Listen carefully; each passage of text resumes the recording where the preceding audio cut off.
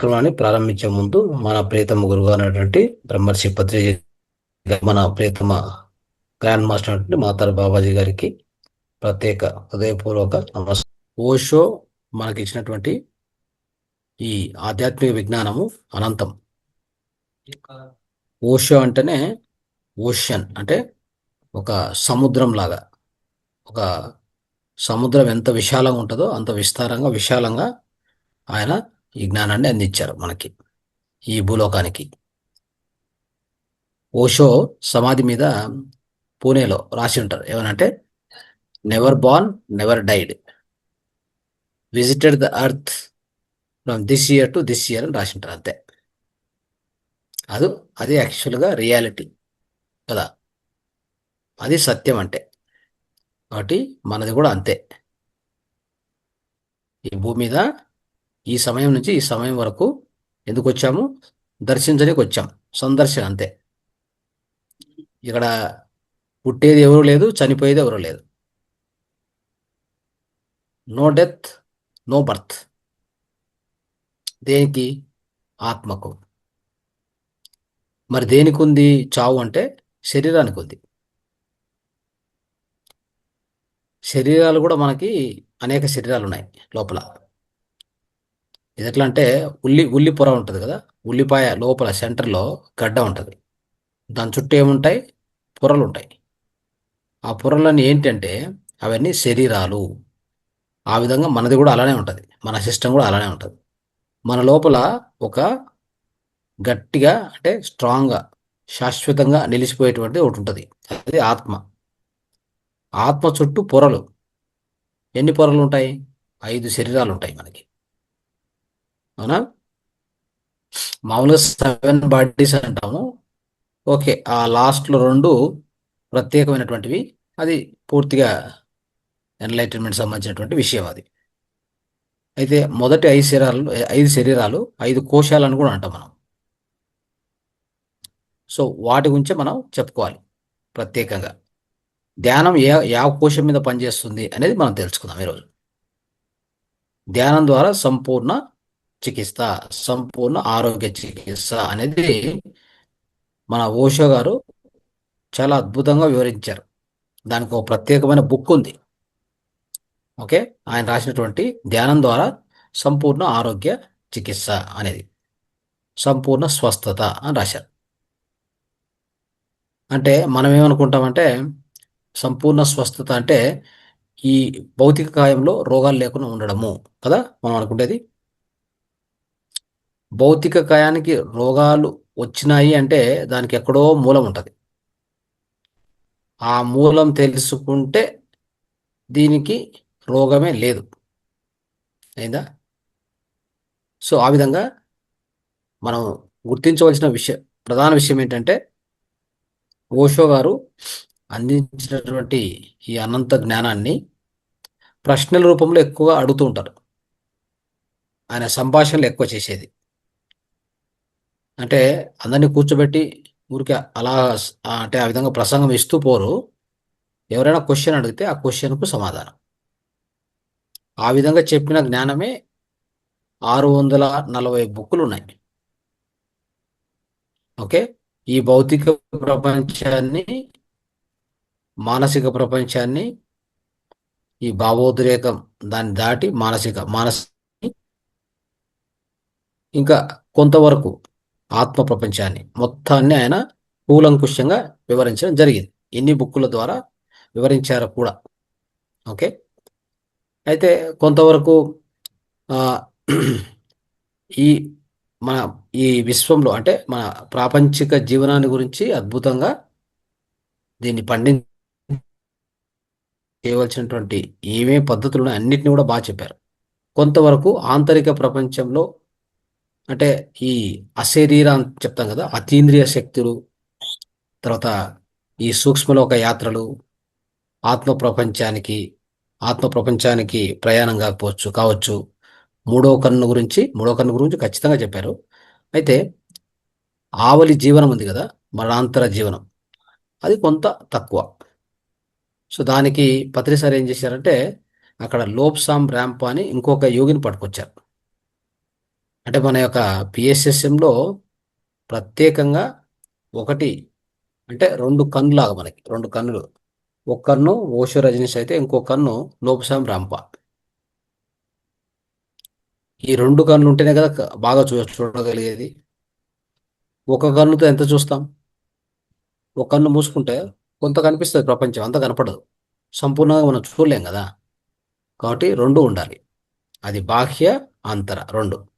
ఆ రెండిటి యొక్క ఆ కలయిక, ఆ మిక్చర్, అది అదే అది ఏ విధంగా రూపుదిద్దుకుందంటే పిరమిడ్ స్పిరిచువల్ సొసైటీస్ మూమెంట్ అని ఆ విధంగా రూపుదిద్దుకుంది. ఇంతే మనం అర్థం చేసుకోవాలి. ఈ విషయాన్ని కొత్త వాళ్ళు ఇక్కడ ఎవరైనా ఉంటే దీన్ని అర్థం చేసుకోవాలి. PSSM is equal to Osho Osho Rajneesh జ్ఞానము ప్లస్ లోప్సామ్ ర్యాంప ట్యూస్డే లోప్సామ్ ర్యాంప జ్ఞానం. ఇంతే. ఓకే. కాబట్టి ఇద్దరు మాస్టర్ని చదవాలి మనం. ఎంత విస్తారంగా ఈ ఇద్దరు గురించి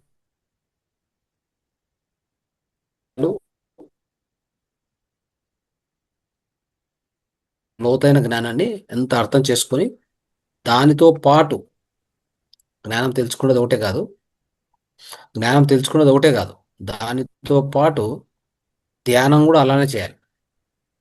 ఎవరైతే ధ్యానం చేస్తూ ఉంటారో జ్ఞానం బాగా అర్థమవుతుంది. ఇది కూడా ఇంపార్టెంట్ పాయింట్. ధ్యానము, స్వాధ్యాయము, సజన సాంగత్యము, ఇంకో పక్కన ఆహారంలో సాత్విక ఆహారము, ఇంకొంత మన ధ్యానాన్ని లోతుగా దాని యొక్క అనుభవాన్ని విస్తారంగా ఎక్కువగా పొందడానికి పిరమిడ్ శక్తి, వేగంగా పొందడానికి పిరమిడ్ శక్తి. అవునా? అయితే ధ్యానం ఎవరైతే లోతుగా ప్రతినిత్యం ప్రతిరోజు తప్పకుండా చేస్తూ ఉంటారో జ్ఞానము ఏ బుక్ పట్టుకున్నా అర్థమవుతుంది. ఇది ఇంకొక అద్భుతమైన టెక్నిక్, ఇది గుర్తుపెట్టుకోండి. బరి కేవలం బుక్ చదువుతారంటే అర్థం కాదు అది. మీరు ధ్యానం చేసి బుక్ చదివితే ఆ బుక్ అంత ఈజీగా అంత సంపూర్ణంగా మీ లోపలికి వెళ్తుంది. ఎందుకంటే ఆ బుక్లో ఉన్నదంతా మన లోపల ఉంది కాబట్టి. ఆ బుక్లో ఏదైతే రాసి ఉంటారో అదంతా మన లోపల ఆల్రెడీ నిక్షిప్తమైంది. దాన్ని వెలికి తీయాలంటే ధ్యానమే కావాలి. ధ్యానానికి ఆ లోతు తెలుసు. ఎవరైతే ధ్యానం చేస్తారో వాళ్ళ లోతు ఎంతవరకు వెళ్తుందంటే 5వ శరీరం వరకు పోతుంది. అదే మీకు ఈరోజు చెప్పదలుచుకున్న సబ్జెక్ట్. ఓకే.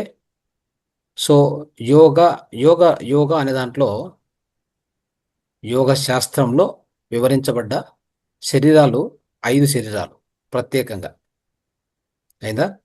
సో ఈ శరీరాలకి ఏ విధంగా స్వస్థత చేస్తూ వెళ్ళారు, ఇప్పటి వరకు ఏమేమి జరిగింది ఈ భూమి మీద అని తెలుసుకుంటే మీకు అర్థమవుతుంది. మనకు 5 శరీరాలంటే ఒకసారి చూద్దాం ఈ శరీరాలు ఏవేవి అనేది. ఓకే. సంపూర్ణ చికిత్స కావాలి కదా మనకి. మనం ఈ భూమి మీద ఎక్కువగా మనందరికీ చిన్నప్పటి నుంచి మన పాఠశాలలు అంటే మన పేరెంట్స్ నుంచి స్టార్ట్ అయితే మన ఇంట్లోనే కొంత విద్య నేర్చుకుంటాం కదా, తల్లిదండ్రుల దగ్గర 5 ఏళ్ళు 6 ఏళ్ళ వరకు కూడా. అంతవరకు వాళ్ళు చెప్పింది అయితేనేమి, బయటికి వెళ్ళాక పాఠశాలలో ఎస్పెషల్లీ ఇంగ్లీష్ విద్యని మనం చదివేది. మీకు తెలుసో లేదో, అందరికి తెలిసే ఉంటుంది అనుకుంటుంటాం. మనం ఇండియాలో ఉన్నామని. మన ఇండియాలో లేము, మనం ఉండేది ఫారెనే. అర్థమైందా?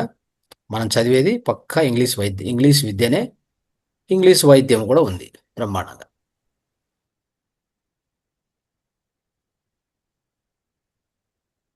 సాధారణ విద్యలో ఫస్ట్ నేర్పించేదే నువ్వు ఈ యొక్క పాంచభౌతిక పదార్థం కాదు, నువ్వు శక్తి పదార్థం అని నేర్పిస్తారు. అది చిన్నప్పటి నుంచే మిస్ అయిపోయింది. ఆహారం ఎలా తినాలి, ఆరోగ్యాన్ని ఎలా కాపాడుకోవాలి, ఆ? మనలో ఏముంది, మన లోపల ఏముంది, మనం ఎవరము, ఈ విధంగా సనాతన ధర్మంలో కూలంకుషంగా చిన్నప్పటి నుంచే నేర్పించవలసిన అంశం ఇది. అట్లీస్ట్ నేను ఈరోజు నిన్న ఒక విషయం తెలుసుకుంటున్నప్పుడు ఈ జపాన్ ఎస్పెషల్లో జపాన్ లైఫ్ స్టైల్ తెలుసు కదా మీకు. ఒక ఆరోగ్యకరమైన జీవనం. ప్రతి ఒక్కరూ 100 సంవత్సరాలు దాటినటువంటి వాళ్ళు సుమారుగా ఉన్నారు. 1,00,000 మంది ఉంటారు వాళ్ళ ఆ దేశంలో. 100 సంవత్సరాలు దాటిన వాళ్ళు 1,00,000 మంది ఉన్నారు.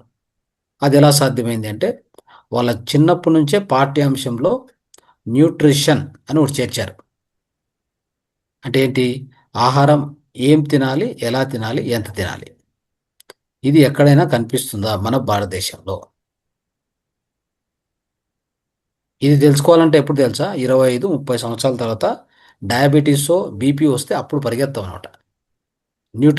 న్యూట్రిషనిస్ట్ ఎక్కడ, డైటీషియన్ ఎక్కడ అని అప్పుడు ఎత్తుకుంటూ పరిగెత్తేది. ఇది ఎంత విడ్డూరంగా ఉంది ఇది వినడానికి. పుట్టింది ఆయుర్వేదం ఎక్కడ? ఆయుర్వేదము mother of all sciences, mother of all medicines. అర్థమైందా? అలాంటిది పుట్టిన ఈ భారత భూమిలో మనకి ఇప్పటికి కూడా ఏం తినాలో, ఏం తినకూడదో, ఎప్పుడు తినాలో, ఎంత తినాలో ఆ ఆ విషయం తెలియనటువంటి అజ్ఞానులుగా మనం తయారై ఉన్నాం. ఇది ఎంతవరకు కరెక్ట్? ఎక్కడ పెట్టాలి ఈ అంశాలని? 1వ తరగతి నుంచి పాఠ్యాంశాలు చేర్చాలి. ఇది ఎందుకు రాదు? ఈ ఆలోచన ఎందుకు రాదు గవర్నమెంట్స్ కానీ, మనకు కానీ, మనం స్కూల్ నడుపుతున్న వాళ్ళం కానీ, స్కూల్లోకి చేర్పిస్తున్న వాళ్ళకి కానీ ఈ ఆలోచన ఎందుకు రాదు? ఇప్పటికి కూడా ఎంత అజ్ఞానం ఉన్నామంటే నేరుగా పాలు తాగుతారు. యాదో జంతు పాలు నువ్వు తాగుతావు, మనం తాగుతాం. అదెలా సాధ్యం? ఏ జంతువు ఇంకో జంతు పాలు తాగమని చూద్దాం. మీరు ఓ పని చేయండి, కుక్కని తీసుకెళ్ళి మేక దగ్గర తీసుకెళ్ళండి. ఓకే, దాని పాలు దీనికి తాపండి చూద్దాం, తాగుతుందా? గాడిదని తీసుకెళ్ళి గుర్రం దగ్గర తీసుకెళ్ళండి, దాని పాలు దీన్ని తాగమని చెప్పండి. అంత మాత్రం ఇంకిత జ్ఞానం మనకు లేదా? ఇప్పటికీ ఆ, ఆ నందిని పాలో ఏవో వస్తాయి, అవి తీసుకొని ఆరాంగా తాగేది. అది ఏ పశువుదో, ఏ ఎనుముగొడ్డుదో, లేకపోతే ఏ ఆవుదో, ఏదో ఏదో తెలియదు అసలు. ఏ పందిదో ఏది కలుపుతారో తెలియదు వాళ్ళు. ఏది ఏమైనా కానీ అది అసలు మనం ఎందుకు తాగాలి? పాలు ఎందుకు తాగాలి? వైజ్ఞానికత దానికి ఏముంది? దానికి దానికి వెనక విజ్ఞానం ఏముంది? ఆ మాత్రం తెలుసుకోవాలి కదా. ఏ జంతువు ఇంకో జంతువు పాలు తాగదు. అది దాని యొక్క స్వంత విజ్ఞానం. అదే విజ్ఞానం మనకు కూడా ఉంది. కానీ మానవునికి దురాశ ఎక్కువైంది, ఆశ ఎక్కువైపోయింది. ఏంటంటే పాలు తాగితే నాకు మంచి బలం అంట, పండ్లు గట్టిగా ఉంటాయంట, ఎముకలు గట్టిగా ఉంటాయంట, డాక్టర్ చెప్పినాడంట. ఇది మన పరిస్థితి చూడండి ఎలా ఉందో. ఆ చెప్పిన వాళ్ళకి సరిగా తెలియదు. ఓకే, వాళ్ళు ఎక్కడో కొన్ని ఫార్ములాస్ పెట్టుకుంటారు. అర్థమైందా? ఆ ఫార్ములాస్ వెనక మళ్ళీ ఎంతో దాగుడు మూతలు ఉంటాయి. దీన్ని అలవాటు చేసి జనాలకి మీలో హార్మోన్ ఇంబ్యాలెన్స్ కలిగించి మీకు మళ్ళీ మెడిసిన్ కావాలంటే హాస్పిటల్కి వచ్చేదా చూసుకొని ఆ మెడిసిన్ తయారు చేసే పెద్ద పెద్ద కంపెనీస్ బాగుపడి మిమ్మల్ని మొత్తం మీద అనారోగ్యాన్ని గురి చేయాల్సింది. అది వాళ్ళ యొక్క ఫార్ములా. ఈ ఫార్ములాకు మనం దోయబడుతున్నాం, దోషేయబడుతున్నాం. ఇది కాదు కదా, మనం తెలుసుకోవాల్సిన విజ్ఞానం వేరే. అది పాఠ్యాంశాల్లో చేర్చాలి. నిజంగా ఏ వ్యక్తి అయితే ఒక సంపూర్ణంగా అంటే చిన్నప్పటి నుంచే మంచి ఆహారము, మంచి అలవాట్లు, మంచి ఆలోచనలు అలా పెరుగుతూ వస్తారో ఆ వ్యక్తులకు లోపలే వాళ్ళ ఇన్నర్. ఇప్పుడు ఒక జంతువుకు తీసుకెళ్ళి అదే చెప్పాను కదా, ఇంకో జంతువు దగ్గర తీసుకెళ్తే అది తాగకుండా బయటకు వస్తుంది కదా, పక్కకు వచ్చేస్తుంది కదా. అది మన లోపల కూడా ఉంది ఖచ్చితంగా. అది ఏం చేయబడిందంటే అది చేయబడింది, అంటే మూసేయబడింది, పూర్తిగా క్లోజ్డ్. ఆ కామన్ సెన్స్ ఉంది కదా, ఆ విజ్ఞానము లోపల ఉండేది. లోపల మన ఇన్నరే చెప్తుంది తాగకూడదు, ఇది మంచిది కాదు అని. దానికి తావు లేకుండా చేసుకున్నాము మన యొక్క తల్లిదండ్రులు పెంచే విధానంలో దీన్ని పోగొట్టుకున్నాం మనం. అర్థమైందా? ఎందుకంటే పిల్లవాడికి సహజంగా పెరిగేటువంటి ఆ తత్వాన్ని పక్క తీసేసాం. అది ఎప్పుడైతే పోయిందో మనలోంచి, మనలో ఉన్నటువంటి ఆ ఇన్నర్ చెప్పేటువంటిది ఇంట్యూషన్ అంటాం, బయటికి రానే రాదు. అది దానికి అసలు తావే లేదు. అది ఎప్పుడైతే మనం లోపల నుంచి వచ్చే శబ్దాలు వినే స్థితిలో మనం లేమో, అన్ని తప్పులే జరుగుతాయి భూమి మీద. జరిగాయి కూడా, జరుగుతాయి కూడా ఇక ముందు ముందు. సో ఇక్కడ మిత్రులారా, మనకు ప్రత్యేకంగా ఈ మన యొక్క అంటే ఈ సంపూర్ణ ఆరోగ్య చికిత్స మనం పొందాలంటే, ఇక్కడ ఈ భౌతిక దేహాన్ని మాత్రమే స్వస్థత పరచుకోవడం అనేటువంటిది అతి అల్పమైన జ్ఞానము. గుర్తుపెట్టుకోండి ఫస్ట్ పాయింట్ ఇది.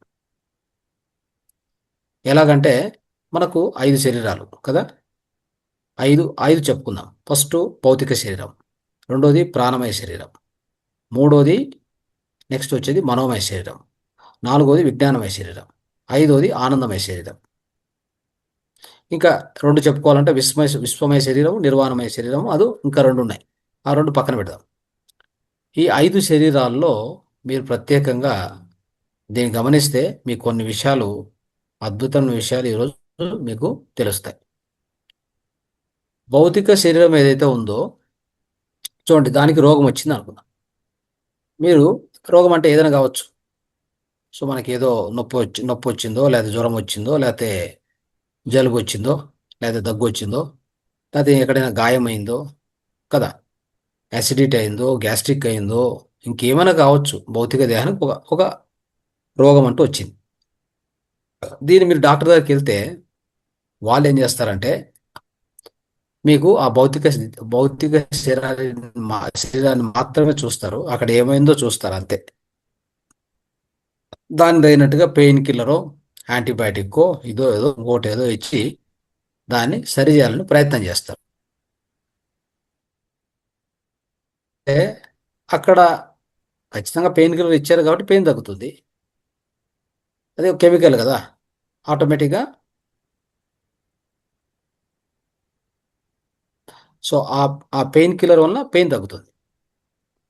సో ఈ విధంగా ఇంకేదైనా మనకు దేహంలో ఒకవేళ గ్యాస్ట్రిక్ వచ్చింది, అసిడిటీ వచ్చిందంటే దానికి తగ్గ కొంత కెమికల్స్ ఇస్తారు. అది ప్రస్తుతానికి కొంత దాన్ని తగ్గించినట్టే ఉంటుంది, కానీ అది మూలం నుంచి తీసేయబడదు అనమాట. తీయబడదు కూడా ఖచ్చితంగా చెప్పాలంటే. సో ఇలా జరగడం వలన మనకు వ్యాధి వ్యాధికి మూలం ఏంటనేది వీళ్ళకి అసలు తెలియదు. అల్లోపతి వ్యవస్థ అనుకుంటే, లేదా ఈ యొక్క భౌతిక ఆరోగ్య వ్యవస్థకి ఆ యొక్క వ్యాధి యొక్క మూలము తెలియదు. సో ఎవరికైనా ఒకవేళ కడుపు నొప్పి వచ్చింది అనుకుందాం. కడుపు నొప్పి వచ్చిందంటే కడుపులో నొప్పి ఎలా వస్తుంది? దేహానికి వచ్చే ముందు అది ఎక్కడో, దాని మూలం ఎక్కడ ఉంటుంది? ఆ మూలానికి వెళ్ళాలి. అర్థమైందా? మూలానికి వెళ్ళడానికి వీళ్ళకు ఐడియా లేదు కాబట్టి ఈ యొక్క మోడర్న్ వ్యవస్థలో అంతవరకే అది పనిచేస్తుంది. అంటే ఆ అంటే ఆ యొక్క స్థూల స్థూల శరీరాన్ని దాటి అది ముందుకు పోలేదు. అర్థమైందా? అది అట్లా కాకుండా చైనీస్ వాళ్ళు చేసేటువంటి అంటే ఇంకొక రకమైన చికిత్స ఉంది. ఉదాహరణకి ఆకుపంచర్ అనుకుందాం. ఓకే, వీళ్ళు ఏం చేస్తారంటే, ఇది ఇది ఎక్కడి వరకు వెళ్తుందంటే భౌతిక శరీరాన్ని దాటి ఇంకొద్ది పైన ఉన్నటువంటి ప్రాణమయ శరీరంలోకి వెళ్తుంది. అక్కడ పోయి, ఓకే, అక్కడ ప్రవహించేటువంటి ప్రాణశక్తి ఉంది కదా, దాన్ని సరి చేస్తుంది అనమాట. ఓకే, సో దాన్ని సరి చేసినప్పుడు ఏమవుతుందంటే, అది ఆ జీవశక్తి ప్రాణశక్తి ప్రవహిస్తూ ఉంటుంది కదా, ఎక్కడెక్కడ ఆ ప్రాణశక్తి తక్కువగా ప్రవహిస్తుంటే దాన్ని ఎక్కువ చేస్తుంది అనమాట. ఈ యొక్క ఆకుపంచర్ కానీ ఆకుప్రెజర్ కానీ అక్కడ సరి చేస్తే దానికి తగినటువంటి, దానికి దానికి అంటే దానికి అనుగుణంగా ఉండేటువంటి భౌతిక శరీరంలో ఆ యొక్క అవయవము శక్తి ఎక్కువ అవడం వలన దాని యొక్క అనారోగ్యం తొలగిపోతుంది. చూడండి ఎలా ఉంది. ఇక్కడ ఎలాంటి మందు వాడల, రసాయనికాలు వాడల. మీరు అనుకోవచ్చు, ఈ భౌతిక శరీరం కదా, దీనికి రసాయనం ఇవ్వకపోతే పని చేయదేమో, అలా కాదు. దాని అసలు ముట్టుకోవాల్సిన పనే లేదు. అర్థమైందా? ఎందుకంటే ఈ భౌతిక శరీరానికి మూలము ఆ ప్రాణశక్తే. ప్రాణశక్తి ఎప్పుడైతే తగ్గుతుందో భౌతిక శరీరంలో జబ్బు వచ్చేస్తుంది ఆటోమేటిక్. ఈ విధానాన్ని కొన్ని వేల సంవత్సరాలుగా తెలుసుకున్న విధానమే ఇది యాక్చువల్గా చెప్పాలంటే. దాన్ని చైనీస్ వాళ్ళు మన దేశం నుంచే ఈ విధానాన్ని తీసుకొని దాన్ని బాగా డెవలప్ చేసుకున్నారు వాళ్ళు. మీకు తెలిసే ఉంటుంది ఈ ఆకు ఆకుపంచర్ అనేది. ఓకే. సో ఆ విధంగా అది పనిచేస్తుంది. ప్రాణకోశంలో పనిచేయడం వల్ల ఆ నేరుగా దాని యొక్క ఎఫెక్ట్ భౌతిక శరీరం మీదకి వచ్చేస్తుంది. మీరు ఒక విషయాన్ని గుర్తుపెట్టుకోవాలి. భౌతిక శరీరం అనేది ఈ ప్రాణమయ కోశం యొక్క బ్లూ ప్రింట్ అని చెప్తాం. అంటే భౌతిక శరీరం అనేది భౌతికంగా కనిపించేది. ఇది ఎలా కట్టబడి అంటే ప్రాణమయ కోశం ఎలా ఉందో బట్టి భౌతిక శరీరం ఎప్పుడూ ఉంటుంది, ఆ ఎల్లవేళలా ఉంటుంది. ఉదాహరణకి మీరు ఒక ఇల్లు కట్టాలి. ఇల్లు కట్టాలంటే డైరెక్ట్ ఇల్లు కట్టలేరు మీరు. దానికి ఏం కావాలి? ఫస్ట్ బ్లూ ప్రింట్ కావాలి, అవునా కదా? ఆ బ్లూ ప్రింట్ ఉంటే ఆ బ్లూ ప్రింట్ తీసుకొని నీట్గా అర్థం చేసుకొని ఇంజనీర్ ఏం చేస్తాడు? దాని ప్రకారంగా మొత్తము స్ట్రక్చర్ రెడీ చేస్తాడు, ఫౌండేషన్ రెడీ చేస్తాడు. ఫౌండేషన్ తర్వాత నెక్స్ట్ అది గ్రౌండ్ ఫ్లోర్, ఫస్ట్ ఫ్లోర్ అట్లా కట్టుకుంటూ వెళ్ళిపోతారు కదా. సో ఇదంతా ఎలా జరిగిందంటే ఒక బ్లూ ప్రింట్ ఉండడం వల్ల ఇంత చేయగలిగాడు ఆ ఇంజనీర్ కానీ ఆ యొక్క కాంట్రాక్టర్ కానీ. అలాగే ఈ భౌతిక శరీరం నిర్మాణానికి కూడా బ్లూ ప్రింట్ కావాలి. ఆ బ్లూ ప్రింట్ ఎక్కడ ఉంది? మీ యొక్క ప్రాణమయ కోశ, మీ ప్రాణమయ శరీరం ఉంది కదా, ప్రాణమయ కోశం, అదే మీ యొక్క బ్లూ ప్రింటు. అయిందా? కాబట్టి బ్లూ ప్రింట్ చక్కగా ఉంటే ఇక్కడ భౌతిక శరీరం కూడా చక్కగా ఉంటుంది. అంటే ప్రాణమయ కోశం చక్కగా ఉంటే మీ యొక్క భౌతిక శరీరం కూడా చక్కగా ఉంటుంది, ఆరోగ్యంగా ఉంటుంది. దానికి ఎలాంటి డౌట్ లేదు. కాబట్టి సో ఈ యొక్క ఆకుపంచర్ యొక్క ఈ ప్రశస్తి అని అంటే ప్రాముఖ్యత, సో వస్తూ వస్తూ చాలా అద్భుతంగా పెరుగుతూ వస్తుంది. అర్థమైందా? సో వీళ్ళు ఏం చెప్తారంటే ఆల్మోస్ట్ మన శరీరం ప్రాణమయ కోశంలో సుమారు ఒక ఒక 1260 పాయింట్లు గుర్తించారు వాళ్ళు. అవన్నీ శక్తి కేంద్రాలకు గుర్తించారు.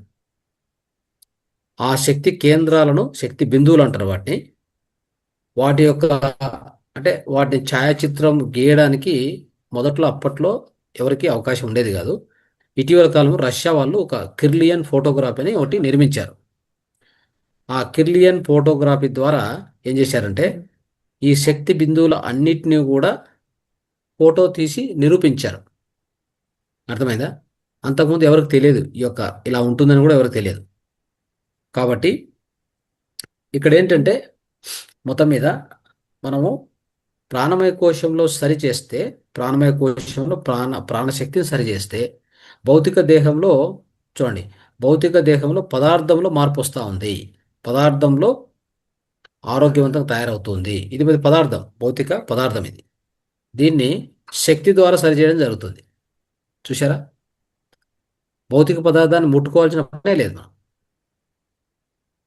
మనం అంతవరకు ఎలా అనుకొని ఉంటారంటే భౌతిక పదార్థం అంటే దీనికి ఏదో మందు ఇవ్వాలి, దీనికి టానిక్కో లేకపోతే టాబ్లెట్స్ ఏవో ఇస్తేనే సరిపోతుంది, ఇంజెక్షన్ ఇస్తే సరిపోతుంది అనుకునేటువంటి అలాంటి వైద్య విధానానికి ప్రత్యామ్నాయంగా ఆకుప్రెషర్ అది ఎంతో అభివృద్ధి చెందుతూ వచ్చింది. అర్థమైందా? సో ఇది జరిగింది.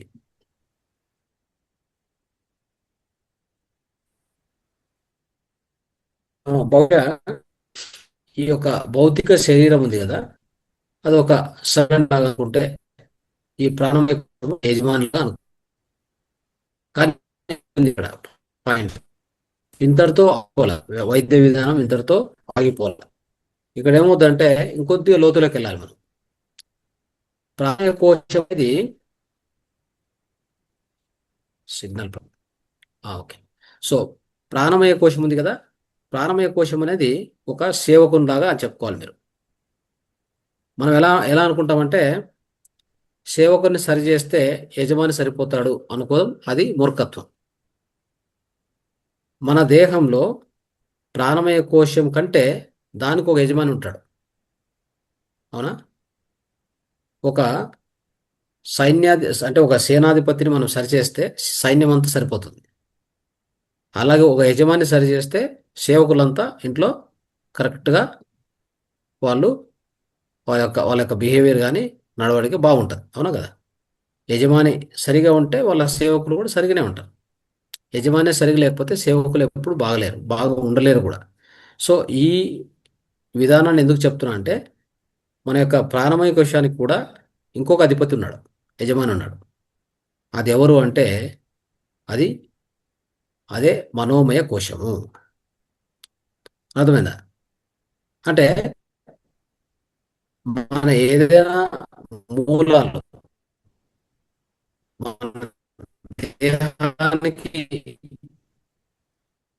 అనారోగ్యం వచ్చిందంటే ప్రాణశక్తి సరిగ్గా రావట్లేదు. ప్రాణశక్తి ఎందుకు సరిగ్గా రావట్లేదు అని చూస్తే దానికంటే ముందున్నటువంటి అదే యజమాని, అదే మనోమయ కోశము. చూడండి ఎలా ఉందో. సో ఈ మనోమయ కోశాన్ని మనం సరిచేస్తే ప్రాణమయ కోశం సరిపోతుంది, భౌతిక కోశం కూడా సరిపోతుంది. ఓకే. సో ఈ మనోమయ కోశాన్ని ఆకు ఆకు ప్రెజర్ కానీ ఆకు పంచర్ కానీ టచ్ చేయలేదు. అంత లోతులోకి పోలేదు, అది అవకాశమే లేదు. అయితే హోమియోపతి డెవలప్ మానసిక అంటే మానసిక పరిశోధనలాగా పూర్తి ఉత్తర కంప్లీట్ కౌన్సిలింగ్ చేస్తారు మీకు. మనసుకు సంబంధించి అన్ని విషయాలు అడుగుతారు. సో మీకు ఇప్పుడుండే పరిస్థితికి కారణాలు ఏంటి అని వాళ్ళు లోతుగా వెళ్తారు. మీ ప్రాణమయ కోశం కంటే ఇంకా లోతుగా వెళ్తారని చెప్తున్నాను నేను. లోతుగా వెళ్ళడం వలన వాళ్ళు తయారు చేసినటువంటి ఆ మందు ఉంది కదా, ఆ హోమియోపతి మందు అనేది కనిపెట్టిన దాంట్లో ఎలా ఉంటుందంటే, అక్కడ అతి తక్కువ మోతాదులో మందు ఉంటుంది. మీరు వినే ఉంటారు, 10 పొటెన్సీ ఒక అంటే ఒక 10 ఉండదు, 30 ఉంటుందిలే. లోయెస్ట్ అంటే 30, 30 పొటెన్సీ కదా. తర్వాత 200 పొటెన్సీ, ఆ తర్వాత 1000 పొటెన్సీ, ఆ తర్వాత 1M పొటెన్సీ, ఆ తర్వాత 1CM పొటెన్సీ, మిలియన్ పొటెన్సీ, ఈ రీతిలో చేస్తూ ఉంటారు. ఇది ఏంటంటే వాళ్ళు ఎలా చేస్తారంటే, ఒక గ్లాసు నీరు తీసుకుందాం ఫర్ ఎగ్జాంపుల్, దానికి ఒకే ఒక డ్రాప్ వేసేది అయిందా. దాన్ని బాగా షేక్ చేసి అంటే ఎన్నోసార్లు వైబ్రేట్ చేస్తారు. మళ్ళీ దాంట్లోంచి ఒక డ్రాప్ తీసుకొని 1 లీటర్లు వేస్తారు. చూడండి ఎలా ఉందో. ఆ? మళ్ళీ అక్కడ ఒక 50 సార్లు, 100 సార్లు, 1000 సార్లు వైబ్రేట్ వైబ్రేట్ చేస్తారు. దాంట్లోంచి ఒక డ్రాప్ తీసుకొని ఇంకొక 10 లీటర్ల నీళ్ళు వేస్తారు. ఇక్కడ మంది కూడా ఉంది, కానీ ఎంత ఎక్కువ వైబ్రేట్ చేసి ఎంత డైల్యూట్ చేస్తామో అక్కడ మందు కనిపించదు, మందు లేదు. మరి ఏముంది అయితే అంటే వైబ్రేషన్స్ ఉంటాయి. ఏముంటాయి? ప్రకంపనలు. అర్థమైందా? సో ఆ లిక్విడ్కు ఒక గుణం ఉంటుంది, దాని యొక్క ప్రకంపనలు అంటే దాని యొక్క వైబ్రేషన్స్ పట్టుకుంటుంది అది. సో అందుకే హోమియోపతి ఒక రకంగా ఎనర్జీ మెడిసిన్ అని చెప్తాం మనం, వైబ్రేషనల్ మెడిసిన్ అని చెప్తాం. సో ఇదేం చేస్తుందంటే ఆల్మోస్ట్ మనోమయ కోశం వరకు పోతుంది ఇది, ఈ మందు. మనం అంటే ఎక్కడ కానీ భౌతిక దేహానికి తర్వాత ఈ యొక్క భౌతిక దేహం కావచ్చు, ఇంకోటి కోశం, ప్రాణమయ కోశం కావచ్చు, దాన్ని దాటి మనోమయ కోశం వరకు పోయి ఇది పనిచేస్తుంది. అంటే ఇక్కడ మీరు బాగా చూస్తే కంపల్సరీ ఏమవుతుందంటే దీనిలో ఎలాంటి మందు ఉండదు. అర్థమైందా?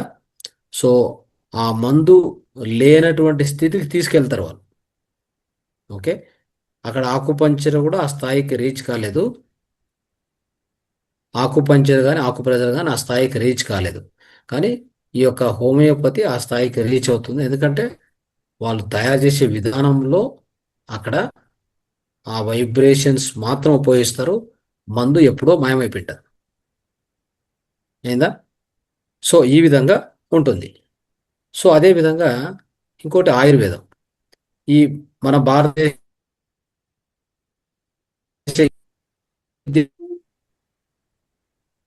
అర్థమైందా? మూడు వైద్యాల సారం. మొదటిది అల్లోపతి, రెండవది ఆకుపంచర్ ఆకుప్రెషర్, మూడవది హోమియోపతి. వీటి యొక్క సారం వచ్చే ఆయుర్వేదం, భారతదేశ వైద్యం. చూడండి ఎంత తక్కువ ఉందో అది, కదా. సో కాబట్టి మనం ఈ విధంగా, అందుకే అన్నిటికంటే ఈ యొక్క మహావైద్యం ఉన్న వైద్యం ఆయుర్వేదం అంటారు. మరి ఏం చేసాము అంటే అది మరుగున పడేలా చేసాం మొట్టమొదట. మనమైతే విధ విధ పరిపాలన అంటే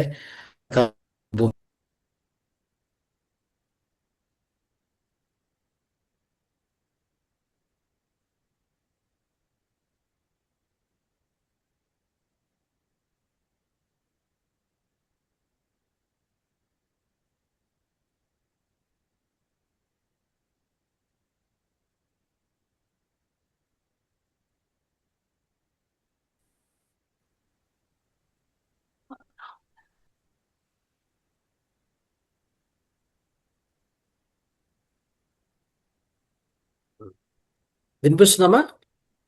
సార్ వినిపిస్తాను సార్. ఇది కొద్దిగా నేను బయట ఉన్నాను, అందువల్ల అక్కడ సిగ్నల్స్ తక్కువగా ఉంది. ఓకే ఇప్పుడు సార్. నేను చెప్పే మాటలు వినిపిస్తున్నాయా?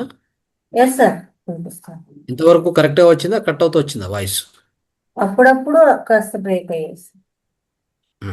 Okay, right. ఓకే. సో ఇప్పుడు ఈ మూడు వైద్యాల సారమే మహా అంటే ఈ మహావైద్య సారమే మన యొక్క ఆయుర్వేదం అని చెప్పడానికి ప్రయత్నం చేస్తున్నాను నేను.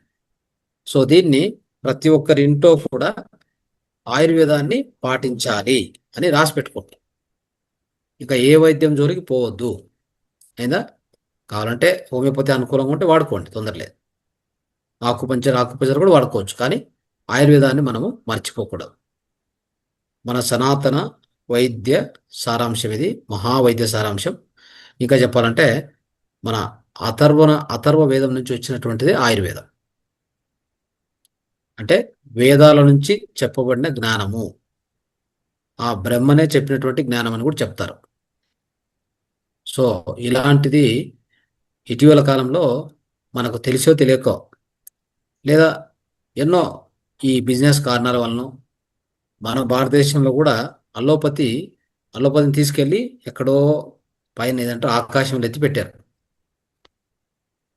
ఎందుకు పెట్టారో ఎవరికి తెలియదు. ఎన్ని లావాదేవీలో ఎన్ని రకాల బిజినెస్లు నడుస్తూ ఉన్నాయి వాటి నుంచి. సో తెలిసో తెలియకో ఆ తప్పులు జరిగిపోయాయి. ఇక అట్లీస్ట్ ఈ జ్ఞానాన్ని తెలుసుకున్నటువంటి వాళ్ళు ప్రచారం చేయడానికి ప్రయత్నం చేయాలి బాగా. రైట్. ఇప్పుడు ఇంకొంత లోతుకెళ్తే అక్కడ మూడో శరీరం అయింది కదా. అంటే మూడో శరీరంలో మనస్సులో మనసులో పుట్టే ఆలోచనలు ఉన్నాయి కదా. ఆ మనసులో పుట్టే ఆలోచనలను సరి చేసేటువంటి పని హోమియోపతి చేస్తుంది అనేది ఇక్కడ పాయింట్. ఓకే. అంటే ఇంకా అదే కావచ్చు. ఇంకా మనసులో ఉండే ఆలోచనలు మనం సరి చేయాలంటే పాజిటివ్ కౌన్సిలింగ్.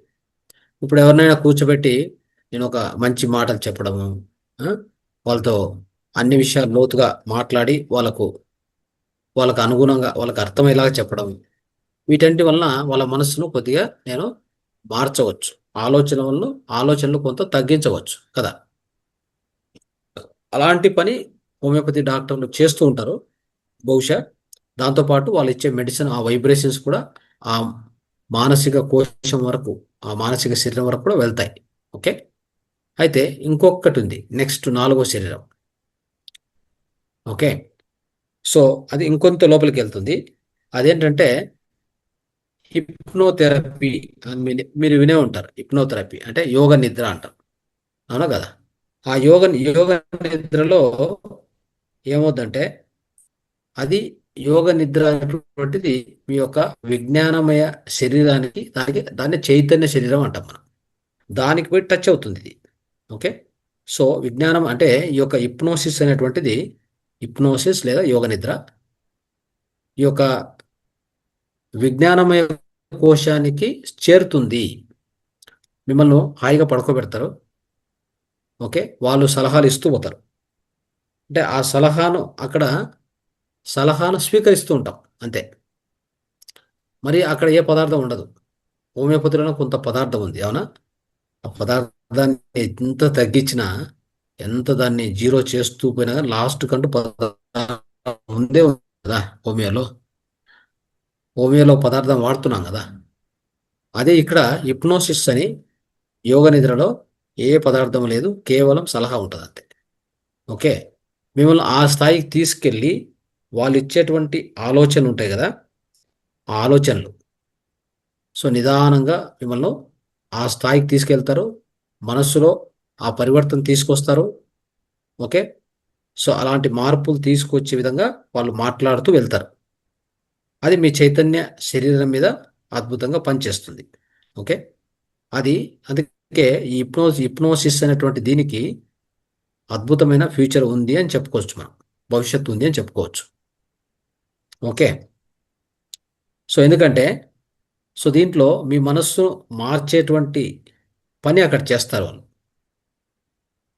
సో ఎప్పుడైతే మీ మనస్సును మారుస్తారో, ఓకే, ఆటోమేటిక్గా మీ ప్రాణమయ శరీరం మారిపోతుంది. ప్రాణమయ శరీరం మార్పు వచ్చిందంటే భౌతిక శరీరం మారుతుంది. కాబట్టి అక్కడ ఇచ్చే సలహాలు, ఇప్పుడు ఉదాహరణకి మీకు ఏదో అనారోగ్యం ఉంది అనుకుంటే, మన దేహంలో ఉంది అనుకుంటే, అక్కడ హిప్నోసిస్లో అంటే ఆ స్థాయికి తీసుకెళ్ళి వాళ్ళను పూర్తిగా మీ ఆధీనంలోకి తీసుకుంటారు. అంటే మీరు వాళ్ళ మీద నమ్మకం పెట్టాలి ఒకటి, ఆ నమ్మకాన్ని కలిగిస్తారు. ఓకే, తర్వాత వాళ్ళు ఇచ్చే సలహాతో మిమ్మల్ని పూర్తిగా ఆధీనంలో తీసుకొని వాళ్ళు చెప్పే సలహాలు వింటూ లోపలికి వెళ్ళాలి. వెళ్ళినప్పుడు ఏంటంటే ఏ మనోమయ కోశాన్ని దాటి లోపలికి వెళ్తారు. దాటి విజ్ఞానమయ కోశానికి వెళ్తారన్నమాట. ఆ విజ్ఞానమయ కోశంలో అక్కడ వాళ్ళు ఇచ్చేటువంటి ప్రతి సలహా పనిచేసి అది పూర్తిగా మనస్సును ఏం చేస్తుంది, ఖాళీ చేస్తూ వస్తుంది. మనస్సులో మార్పులు తీసుకొస్తుంది. మనకి ఇప్పటికే ఎన్నో విషయాలు సబ్ కాన్షియస్ మైండ్లో పేరుకుపోయి ఉంటాయి.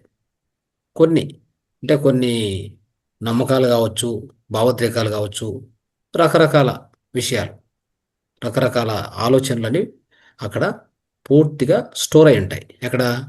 మీ యొక్క సబ్ కాన్షియస్ మైండ్లో. దాన్నే సుప్త చేతన మనస్సు అంటాం. అవన్నీ కూడా ఈ హిప్నాసిస్ ద్వారా తీసేస్తారు. ఉదాహరణకి మీరు ఎవరి మీదైనా ద్వేషం పెట్టుకున్నారు అనుకోండి. ఆ ద్వేషం అనేది మీకు ఏమవుతుంది?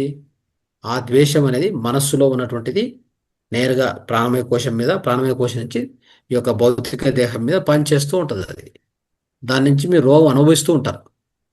ఇప్పుడు అదే ద్వేషాన్ని ఈ హిప్నోసిస్లో నేను మిమ్మల్ని కౌన్సిలింగ్ చేసే విధానంలో ఎవరి మీద ద్వేషం లేదు, అందరినీ ప్రేమిస్తున్నావు, అందరూ నీతో సంతోషంగా ఉన్నారు, నువ్వు కూడా వాళ్ళతో కలిసిపోయి ఎంతో ఆనందంగా, ఇప్పుడు ఒక ఇంట్లో గురించి కానీ, ఒక ఆఫీస్ గురించి కానీ, ఏదైనా కానీ నేను ఏ విధంగా కావాలంటే ఆ విధంగా నీకు ఆ విధంగా లోపలికి నా యొక్క సలహాలతో తీసుకొని వెళ్ళొచ్చు. ఆ విధంగా చేస్తున్నప్పుడు ఏమవుతుందంటే నిదానంగా నిదానంగా మనము ఆ యొక్క ద్వేష భావాన్ని మైండ్లో నుంచి తొలగించేస్తారు వాళ్ళు. మైండ్ అంటే పర్మనెంట్గా స్టోర్ అయినటువంటి సబ్ కాన్షియస్ మైండ్ గురించి నేను మాట్లాడుతున్నాను, ఈ ఫిజికల్ మైండ్ గురించి కాదు. అక్కడ దాన్ని తొలగించిన మరుక్షణమే మీలో అత్యధికమైన మార్పు కలుగుతుంది. అర్థమైందా? సో ఆ మార్పు, మనసులో కలిగిన మార్పు మీ ప్రాణమయ కోశాన్ని మారుస్తుంది. అక్కడ శక్తిని పెంచుతుంది. ఆ పెంచిన శక్తి దేహానికి నేరుగా వెళ్తుంది. మీకు ఏదైనా రోగం ఉంటే ఆ రోగాన్ని సరిచేస్తుంది. ఇంతే కదా చికిత్సా విధానం జరిగేది. కాబట్టి ఇది మనం గుర్తుపెట్టుకోవాలి. మీకు భారతదేశంలో ఒక సాంప్రదాయం ఉంది. అంటే ఎలాంటిదంటే మనం ఎన్నో చోట్ల చూస్తూ ఉంటాం, టెంపుల్స్ దగ్గర నిప్పులేసి నిప్పుల మీద నడిపిస్తూ ఉంటాం. అది ఎలా సాధ్యం? మనం పోయి నడిస్తే అవుతుందా? జస్ట్ అలాగే ఎవరో నడుస్తున్నా అని చెప్పి మనం కూడా నడిచామనుకో కాళ్ళు కాలిపోతాయి. అది ఎలా సాధ్యమైంది అనేది ఒక్కసారి మీరు ఊహించుకోండి. అంటే ఒకసారి దాని గురించి అర్థం చేసుకోవాలి మనం. ఇక్కడ ఒక పాయింట్ ఉంది. వాళ్ళ యొక్క చేతన శరీరాన్ని అద్భుతంగా ట్రైనింగ్ ఇస్తారు. ఎలా అంటే వాళ్ళు ఆ నడిచే ఒక 2 రోజులు వారం రోజుల కింద నుంచి టెంపుల్లో పెట్టుకుంటారు. ఆ టెంపుల్లో పెట్టుకొని వాళ్ళకు ఒక రకంగా ఆ దైవత్వాన్ని inch by inch inch by inch లోపలికి ఎక్కిస్తారు బాగా. మొత్తం సర్వము నీలో ఆ దేవుడే ఉన్నాడు, ఆ దేవుడే నిన్ను నడిపిస్తాడు. ఓకే. అంటే ఎవరైనా కావచ్చు, నరసింహస్వామి కావచ్చు, అమ్మవారు కావచ్చు, ఇంకోరు కావచ్చు, ఏదో ఒక దేవత, ఆ దేవత పేరును ఉపయోగించుకోవచ్చు కావాలంటే.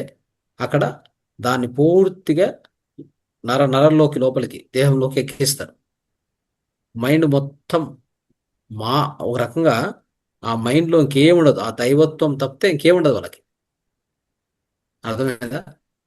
సో అలాంటి నమ్మకాన్ని కలిగించి, అంటే ఆ చూడండి ఎంత ఏ విధంగా తయారు చేస్తారంటే ఆల్మోస్ట్ వాళ్ళు దేవాలయాల్లోనే పడుకుంటారు. ఎక్కడికి ఇంటికి కూడా పోరు వాళ్ళు, అట్లా వాళ్ళు. సో అక్కడే పడుకొని అదే తత్వంలో ఆ, సో అక్కడ నాట్యం చేస్తూ రకరకాలుగా ఆ పూనకాలు పూనకాలు వచ్చేలాగా పూనకాలు వచ్చేలాగా చేస్తారా లేదా మామూలుగా టెంపుల్స్లో. ఇవన్నీ చేయడంతో ఫలితం ఏంటంటే ఆ వ్యక్తి నేరుగా నేరుగా అంటే నే ప్రత్యక్షంగానే ఆ నిప్పుల మీద నడుస్తూ పోతే ఏమీ కాదు అతని. అర్థమైందా? అంటే ఆ నమ్మకం ఎంత గొప్పది అనేది మీరు అర్థం చేసుకోవాలి. వాళ్ళు చెప్తారు నువ్వు దేవుడే, నువ్వు దేవుడే, నువ్వు దేవుడు కాబట్టి నడుస్తున్నావు, నీకేం కాదు. ఫినిష్. ఆ లోపల ఆ యొక్క సబ్ కాన్షియస్ మైండ్లో అది నిలబడి ఆ నిలబడిపోయేలాగా చేస్తారు వాళ్ళు. ఇట్స్ లైక్ హిప్నోసిస్ అని చెప్తున్నారు దాని పేరు కూడా. వాళ్ళు ఆ లెవెల్లో తీసుకెళ్ళి మీ యొక్క సుప్త చేతన మనస్సుకు సలహాలు ఇస్తారు. ఆ పూజారులు కావచ్చు, ఆ చుట్టూ ఉన్న ఆ వ్యక్తిని తయారు చేసేటువంటి ఆ వ్యక్తులు వాళ్ళు ఆ విధంగా కోచింగ్ ఇస్తారు. కాబట్టే అలా తయారవుతాడు. మొత్తం లోపల మనసంతా నిండిపోయి ఉంటుంది. ఏమీ కాదు అనేటువంటి నమ్మకం క్రియేట్ అవుతుంది. అంతటితో అయిపోయింది. నేరుగా ఆ నిప్పుల మీద పరిగెత్తుకుంటూ వెళ్ళిపోతారు. దాన్ని చూస్తున్న వ్యక్తులు కూడా కొంతమంది, చాలా మంది దాన్ని చూస్తూ ఉంటారు కదా. అంటే ఆ వ్యక్తి నడుస్తూ ఉంటే చూస్తూ ఉంటే వీళ్ళకు కూడా లోపల పూనకం వచ్చేస్తుంది. వీళ్ళకు కూడా ఆ నమ్మకం వచ్చేస్తుంది కొంతమందికి. వాళ్ళు నడిస్తే వాళ్ళకి కాదు. అట్లా కాకుండా ఎవరో ఓ వ్యక్తి విన్నింటాడు ఇట్లా ఏం కాదంట అదంట అని చెప్పి అనుకుంటాడు కదా. అట్లా వాడు వచ్చి నడిస్తే వాడి కాలు కాలిపోతాయి. అక్కడ ఏదో చదివాను చూశానంటే కుదరదు అక్కడ. మొత్తం నీ మనస్సు పూర్తిగా ఆవరించి ఉండాలి. ఆ నమ్మకము అంత స్ట్రాంగ్ లోపల కలిగి ఉండాలి అనేది ఇక్కడ పాయింట్ గుర్తుపెట్టుకోవాలి మనం. అర్థమైందా? సో ఇక్కడ ఏంటంటే ఇది నాలుగో శరీరంలో జరుగుతుంది ఇక్కడ. ఈ నాలుగో శరీరంలో ఇక్కడ ఒక అద్భుతమైనటువంటి ఆ థెరపీ జరుగుతుంది.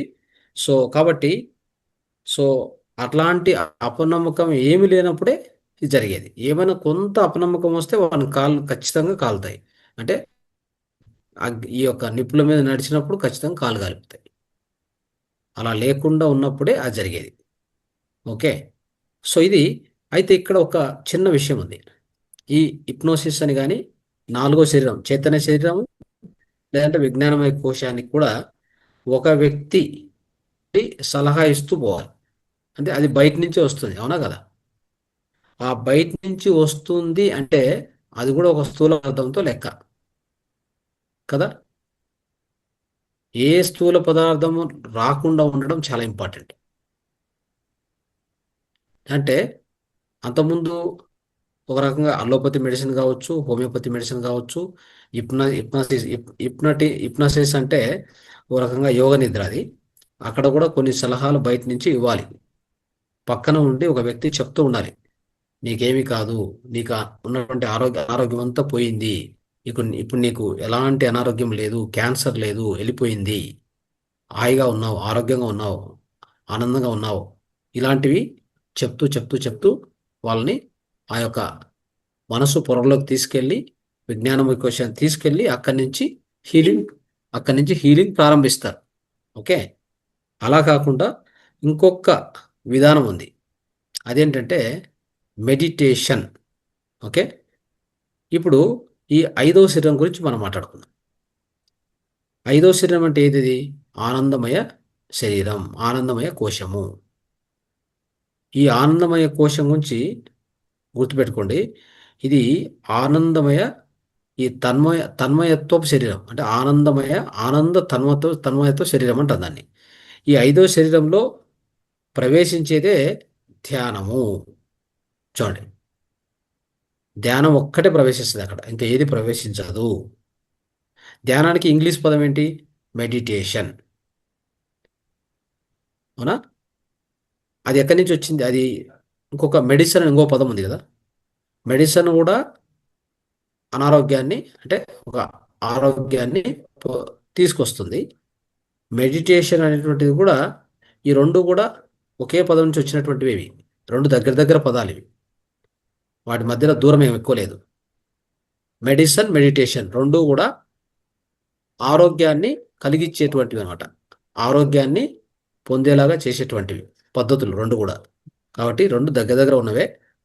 ఏదేమైనా కానీ ఈ యొక్క ధ్యానము అనేటువంటిది గుర్తుపెట్టుకోండి, ఇది ఐదో శరీరంలో ఎంటర్ అవుతుంది. ఇక్కడ ధ్యానంలో ఎలాంటి సలహాలు పనికిరావు. అవునా? ధ్యానంలో ఎలాంటి సలహాలు పనికిరావు. ఎందుకంటే సలహాలు బయట నుంచి వస్తాయి కాబట్టి, బయట నుంచి వచ్చే సలహాలు ఏ విధంగా పనికిరావు. ఓకే. ఒక సలహా వచ్చిందంటే ఆ వ్యక్తి మీద మనం ఆధారపడినట్లే కదా.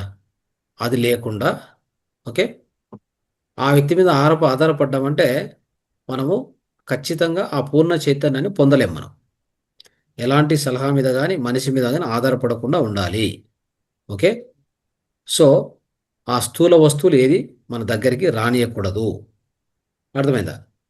సో అలా చేసుకుంటూ మనం ఎప్పుడైతే ధ్యానం లోపలికి వెళ్తామో, అంటే ఆ యొక్క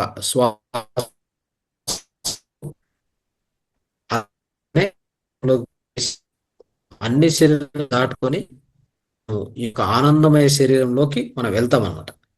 ఓకే. సో వెళ్ళినప్పుడు అప్పుడు ఏమవుతుందంటే అక్కడ మనస్సు శూన్యమవుతుంది కదా. ఈ యొక్క చిన్న ప్రక్రియ, శ్వాస మీద ధ్యాస అనే ప్రక్రియ ద్వారా మనస్సును నేరుగా, అంటే మనస్సును ప్రత్యక్షంగా డైరెక్ట్గానే దాన్ని శూన్యం చేస్తూ వస్తాం. అంటే మన శ్వాస ప్రక్రియ మనం పాటిస్తాం, అంతేగాని అక్కడ ఎవరు మనకు సలహా ఇచ్చే అవసరమే లేదు. ఇంకా హిప్నోసిస్ కానీ యోగ నిద్ర చేపించే వాళ్ళు కానీ మనకి ఎవరు అక్కర్లేదు. నేరుగా మన మనస్సు, అంటే ఆ మనస్సును ఈ యొక్క శ్వాస, పోతూ వస్తున్న శ్వాసను గమనించమని మనము సలహా ఇస్తాం. ఎవరు చెప్పేది? మన లోపల ఉన్నటువంటి అంతరాత్మనే చెప్తుంది. నువ్వు ఆ శ్వాసను గమనించు అని చెప్తుంది. ఆ శ్వాసను ప్రారంభిస్తాం. కొంతసేపటికి గమనించగా ఆలోచనలన్నీ శూన్యమైపోతాయి. మనోమయ కోశం ఖాళీ అయిపోతుంది. ఓకే. ఆటోమేటిక్గా నాలుగో శరీరంకి వెళ్తాం. అంటే ఐదో శరీరము ఆనందమయ శరీరం ఉంది కదా, అది ఖచ్చితంగా యాక్టివేట్ కాబడుతుంది. చూడండి ఎలా ఉందో. ఎప్పుడైతే ఆనందమయ శరీరం యాక్టివేట్ అవుతుందో మీరు ఎప్పుడు ఆనందంగానే ఉంటారు. అందుకే అన్ అన్ అంటే ప్రతి ఒక్క యోగి కూడా 5 శరీరాలు, ఆనందమయ కోశం కూడా వాళ్ళకు యాక్టివ్గా ఉంటుంది. కాబట్టి వాళ్ళు ఎప్పుడు నిత్యం ఆనందంగానే ఉంటారు. దాన్ని బ్లిస్ అంటాం. అర్థమైందా? బ్లిస్. సో ఆ బ్లిస్, ఆనందం అనేటువంటిది, ఆనందమయ కోశము ఎవరికైతే యాక్టివేట్ అయి ఉంటుందో వాళ్ళు ఎప్పుడు నిత్యంగా ఆ బ్లిస్లోనే ఉంటారు, ఆనందంలో ఉంటారు. కాబట్టి ధ్యానం ద్వారా మనము ఆ ఆనందమయ కోశాన్ని మనం చేరుకుంటాము.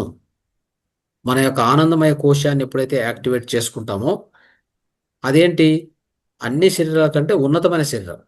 అవునా? దాన్ని మనం, ఆనందమయ కోశాన్ని మనం ఎప్పుడైతే చేరుకుంటామో, అది యాక్టివేట్ చేసుకుంటామో, అది అన్ని శరీరాలను ఆటోమేటిక్గా క్లీన్ చేస్తూ వస్తుంది. కింద విజ్ఞానమయ కోశం కావచ్చు, మనోమయ కోశం కావచ్చు, ఆ తర్వాత ప్రాణమయ కోశానికి ఎక్కువ ప్రాణశక్తి కలిగిస్తుంది. భౌతిక దేహం ఆటోమేటిక్గా ఆరోగ్యాన్ని పొందుతుంది. చూడండి ఎలా ఉందో. అంటే సో అందుకే ఈ యొక్క ఈ ధ్యానం అనేటువంటిది ఎలా ఉంటుందంటే ఒక నిర్మలమైన నిశ్చలమైన స్థితికి మనం తీసుకెళ్తుంది కాబట్టి అక్కడ సాక్షి మాత్రమే ఉంటాడు, ఇంకెవరు ఉండరు. అవునా కదా? ఇంకా పక్క వ్యక్తి కానీ బయట వ్యక్తులు ఎవరు ఉండరు. సాక్షి స్థితిలో మనం ఉంటాం కదా. అది ధ్యాన స్థితి. ఆ స్థితికి పోయినప్పుడు అన్ని శరీరాలను కూడా ఒకేసారి సంపూర్ణ స్వస్థత మనం పొందుతాం. ఓకే. ఆ విధంగానే ధ్యానంలో అన్ని రోగాలు పోతాయి. ధ్యానం సర్వరోగ నివారణ అని చెప్తూ ఉంటాం మామూలుగా, మనం చెప్పుకుంటూ ఉంటాం కదా. సో దీని అర్థం అదే. అంటే ఆనందమయ కోశం నుంచి అక్కడి నుంచి ప్రారంభించుకుంటే అక్కడి నుంచి కింద ఉన్న శరీరాలు అన్నీ కూడా ఇప్పుడు ఇంతకుముందే చెప్పాను కదా, యజమాని చెప్తే సేవకులు ఎంత ఈజీగా వింటారంటే ఒక సేనాధిపతి చెప్తే సైన్యం అంతా వింటుంది కదా, అలాగా ఆనందమయ కోశమే బాగుపడ్డాక ఇంకా మిగతా కోశాలు ఏమని చెప్పండి లెక్కలేదు. అవన్నీ ఆటోమేటిక్గా ప్రిపేర్ అవుతాయి, అన్నీ కూడా చక్కగా తీర్చిదిద్దబడతాయి. అప్పుడు మన ఆరోగ్యం, స్వస్థత, సంపూర్ణ స్వస్థతను మనం పొందుతాం. సో ఇది ఈరోజు మనం చెప్పదలుచుకున్నటువంటి సబ్జెక్టు మిథులారా. సో దీని అంతటి కూడా ప్రతి ఒక్కరు కూడా ఇంకా డీప్గా లోతుగా అర్థం చేసుకొని దీన్ని మనం నిత్య జీవితంలో పాటించాలి. అందరికీ ఈ యొక్క జ్ఞానాన్ని పంచాలి. ఓకే. సో ఈ యొక్క వీడియో మనం చూసిన తర్వాత ఈ యొక్క అద్భుతమైన జ్ఞానాన్ని మనం సంపాదించుకున్నాం కాబట్టి దీన్ని అందరికీ చేరేలాగా ఏం చేయాలి? ఈ వీడియో వచ్చిన తర్వాత దీన్ని ఫస్ట్గా మనం లైక్ చేసి ఒక కామెంట్ ఇవ్వాలి అక్కడ. దీంట్లో నాకు అర్థమైంది, ఈ విధంగా అర్థమైంది, దీన్ని నేను పాటిస్తాను అనే ఒక కామెంట్ రాసి ఇదే వీడియోను అందరికీ ఫార్వర్డ్ కూడా చేయండి. ఓకే. తర్వాత మనకి ఇంకా ఇంకా ఏమైనా ఎక్కువ ఇన్ఫర్మేషన్ కావాలన్నా మన యొక్క మాతార్ ఫౌండేషన్లో ప్రతిరోజు కూడా అంటే సంస్థలు కానీ అనేక వైద్యాలు నడుస్తూ ఉంటాయి. వర్మ థెరపీ, ఆయుర్వేద, పంచకర్మ అని నడుస్తుంటాయి. ఎలాంటి సమస్యలను సంప్రదించవచ్చు. దాంతోపాటు కోర్సులు కూడా చేస్తూ ఉంటాం. వర్మ థెరపీ ట్రైనింగ్ అని, రేకీ ట్రైనింగ్ అని, అలాంటి ట్రైనింగ్స్ కూడా ఉంటాయి. క్రిస్టల్ థెరపీ, ఆరా స్కానింగ్ ఇవన్నీ ఉంటాయి. కాబట్టి వీటికి సంబంధించిన ఎలాంటి ఇన్ఫర్మేషన్ కావాలన్నా, సమాచారం కావాలన్నా ఫౌండేషన్ నెంబర్కి మీరు కాల్ చేయవలసిందిగా మేము కోరుచున్నాం. Thank you. ధన్యవాదాలు.